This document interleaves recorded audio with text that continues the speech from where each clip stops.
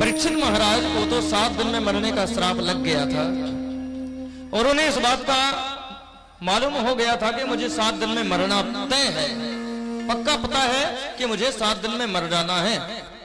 7 दिन से पहले मुझे कोई मार नहीं सकता, लेकिन 7 दिन के बाद 8वां दिन मैं जी नहीं सकता, क्योंकि एक संत का वचन है, एक विप्र का वचन है कि मैं नहीं जी सकता 7 दिन के बाद।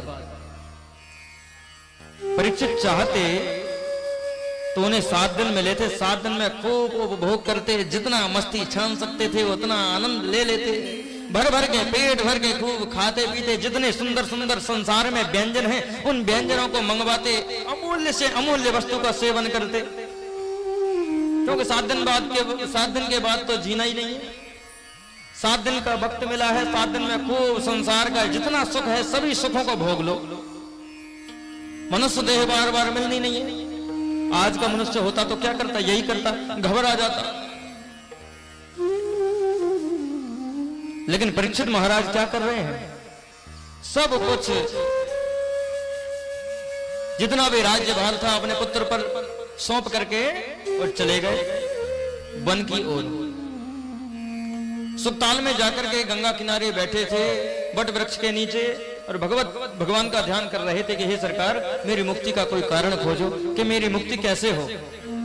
मैंने इतना राज्य भार किया है, राज्य सौंपा, लेकिन राजा को एक अधिकार होता दंड का भी, जो अपराधी हैं उनको दंड दिया जाए, निरपराध है उनको बचाया जाए। लेकिन कभी कभी गलती से किसी निरपराध को भी दंड मिल जाता है, पता नहीं राजा को तो बड़े धार पर चलता है राजा, पता नहीं मेरे कारण से किसका आत्मा दुख गई हो, इसलिए हे सरकार मुझे बचाएं कि मेरी मुक्ति कैसे हो। मरना तो तय है, एक दिन मरना ही है। इसलिए परीक्षित महाराज बैठे थे गंगा किनारे, संतों का जमावड़ा आरंभ हो गया है। इतने संत ब्राह्मण इकट्ठे हो गए, जितने भी आत्मीय जन थे, प्रेमी जन थे, सबको बड़ा कष्ट हुआ कि ऐसे दिव्य राजा जब मर जाएंगे तो इस संसार में क्या होगा। आतंकियों का आतंक फैल जाएगा, चोर डकैतों का आतंक फैल जाएगा, धर्म कर्म बंद हो जाएंगे, अराजकता फैल जाएगी। सब संतों ने सोचा कि अब राजा परीक्षित की मुक्ति का कोई उपाय खोजें, कोई निर्णय नहीं ले पाया। इतने में ही मेरे प्यारे प्रभु के वंदनीय आदरणीय श्री स्वामी सुखदेव जी का आगमन हो गया। बोले सुखदेव स्वामी जी। सुखदेव जी महाराज आए। सुखदेव जी महाराज को देख करके जितने भी संत गण वहां विद्यमान थे, सभी संत महात्मा उठ करके खड़े हो गए और परीक्षित महाराज को इशारा कर दिया, अरे महाराज जल्दी जाओ, इनका स्वागत करो, समझ लो कि तुम्हारी मुक्ति का कारण आ गया। परीक्षित महाराज ने बहुत स्वागत किया।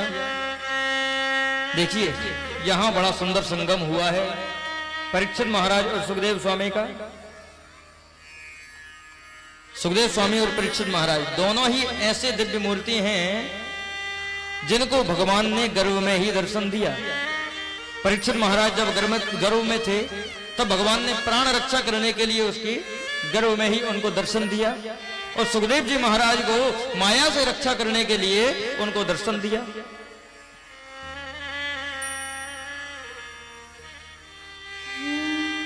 दोनों ही परम रसिक हैं, भगवान की लीलाओं के प्रेमी हैं, और दोनों ने ही भगवान का अच्छा नाता है। परीक्षित महाराज ने प्रश्न पूछा, बोले महाराज अतः पृच्छामि संसिद्धि योगिनां परमं गुरुं पुरुषस्येह यत् कार्य म्रियमाणस्य सर्वदा। बोले महाराज एक ही प्रश्न का जवाब दे दीजिए कि जल्दी मरने वाले को क्या करना चाहिए। देखिए चाहते तो ये पूछते कि मैं मरने वाला हूं, मुझे बचाइए महाराज, लेकिन समाज के कल्याण के लिए प्रश्न किया है कि बोले महाराज जल्दी मरने वाले को क्या करना चाहिए। केवल अकेले परीक्षित तो मरेंगे नहीं, समस्त संसार मरेगा, तो संदेश देने के लिए समाज के जल्दी मरने वाले को क्या करना चाहिए। सुखदेव जी महाराज गदगद हो गए, प्रसन्न हो गए, बोले महाराज क्या गजब के प्रश्न पूछा है आपने। मरते जीवन भर आप जिए समाज कल्याण के लिए, और आज मरने का समय आया तो मरते समय भी आप समाज कल्याण का ही प्रश्न पूछ रहे हैं। बोले महाराज जल्दी मरने वाले को तो केवल एक ही काम करना चाहिए। क्या? तस्मात् भारत सर्वात्मा भगवान ईश्वरो हरि श्रोतव्य कीर्तितव्यश्च स्मर्तव्यश्चेक्षित भयम्। बोले महाराज पहली बात श्रोतव्य, यानी कि सुनना आरंभ कर दो, बोलना बंद कर दो, सुनना आरंभ कर दो, यानी परमात्मा की कथाओं को सुनना प्रारंभ कर दो। नवदा भक्ति में भी प्रथम भक्ति आती है श्रवणम, श्रवणम कीर्तनम विष्णु स्मरणम पाद सेवनम अचरम वंदनम दास्यम सख्यमात्म निवेदनम। प्रथम भक्ति है श्रवण, यानी सबसे पहले सुनो, क्योंकि जब तक सुनोगे नहीं तब तक जानोगे कैसे? जब तक हम किसी की प्रतिष्ठा को जाने नहीं तब तक हम उसको पहचानेंगे नहीं, सुनेंगे नहीं तब तक जानेंगे कैसे? आपके सामने आपके मध्य में ही कोई विशेष व्यक्ति यदि आकर के बैठ जाए और यदि आप उसको जानते नहीं हैं तो आप पर कोई प्रभाव नहीं पड़ेगा। आप मार्ग में जा रहे हैं, सफर में जा रहे हैं, ट्रेन में बैठे हुए हैं, अब ट्रेन में बैठे तो आपकी ही बगल वाली सीट पर कोई विशेष व्यक्ति बैठा हुआ था, खूब आपने उससे गप्पे लड़ाए, उसने भी नहीं बताया कि मैं कौन हूं, और जैसे ही उसका उतरने का स्थान आया वह विशेष व्यक्ति का, और जैसे ही वह उतरने को तैयार हुआ, स्टेशन पर ट्रेन रुकी तो स्टेशन पर बड़े ढोल नगाड़े बजाते हुए लोग आए, जुलूस का जुलूस आया और माल्यार्पण लेकर करने लगे उस विशेष व्यक्ति का। ओहो, दोनों एक ही स्टेशन पर उतरे। उसने देखा, ओ ये तो मेरे साथ बैठे हुए थे, इतने देर दूर से मेरे साथ चल करके आए हैं, मुझे पता ही नहीं था कि ये कितने बड़े विशेष व्यक्ति हैं। इतने लोग आकर के इनको माल्यार्पण कर रहे हैं, धूमधाम से इनका स्वागत बंदन कर रहे हैं।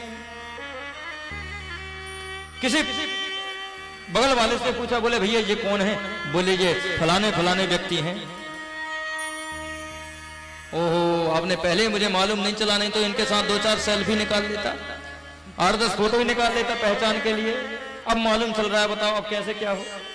यानी कि अभी तक आपने उनको जाना नहीं था, उनके बारे में आपने सुना नहीं था कि ये कौन है, तब तक आपने उनको जाना नहीं, और जाना नहीं तो माना नहीं।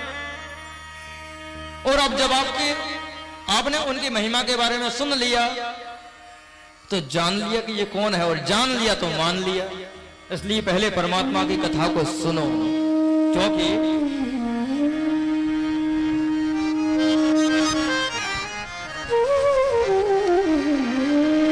जाने बिनु न होई परती, बिनु परती होई नहीं प्रीति। कि जब तक जानेंगे नहीं तब तक प्रीति नहीं हो सकती। पहले सुनो, तुलसीदास जी महाराज भी कहते हैं कि ये जो मन है ना, ये हमारे मणिराम जी, ये मन बड़े खतरनाक है। ये मन क्या करते हैं कि जहां किसी की विशेष प्रतिष्ठा देखी वहां जाकर के चिपक जाते हैं। आहा, बंसी वाले कितने गजब की बंसी बजाते हैं, अब इनसे अच्छा तो कोई है ही नहीं। अब उनके पीछे लग दिए, बोले भैया जहां जहां जाते हो हमें भी पीछे पीछे संग में ले चलो। जब बंसी वालों से बढ़िया आपको कोई तबला वाले मिल गए, भैया बोले भैया क्या गजब का तबला बजाते हैं, आपने तो हमारा मन हर लिया, मन वहां चिपक गया, फिर उनके पीछे लग लिए। फिर कोई बढ़िया कथावाचक मिल गए, बोले बा भैया क्या गजब की कथा करते हैं, हमें भी संग में ले चलो, संग में लग गए। यानी मन स्थिर नहीं है, मन जहां चाहता वहां लग जाता है। लेकिन परमात्मा की जब कथा सुनता है तब तक बड़ा हर्षित होता रहता है, लेकिन जब कथा से हटा, जैसे अपने घर पहुंचा तो वह मन अभी तक कथा में जुड़ गया था, लेकिन फिर मन हट गया, फिर संसार में लग गया। तुलसीदास जी वही कह रहे हैं कि अस प्रभु दीन बंधु हरि कारण रहित दया, तुलसीदास सठते ही मन भज छाणी कपट जंजाल। तुलसीदास जी कहते हैं, अरे दुष्ट मन, तू कितना सठ है, कितना ढीठ है। पहले परमात्मा की कथा को सुनता है तो हर्षित होता है, लेकिन जैसे कथा से दूर हुआ तो तेरा मन भटक जाता है। इसलिए कहते हैं कि जब कथा में मन लगने लगे उसी वक्त विवेक का हथौड़ा मार दो। जब कथा में बैठोगे तो आपका मन द्रवीभूत हो जाएगा, द्रव्यता उसमें आ जाएगी। जिस प्रकार एक लोहा है, लोहे को आप मोड़ के देखो, नहीं मुड़ेगा, मुड़ेगा, मुश्किल पड़ जाएगा।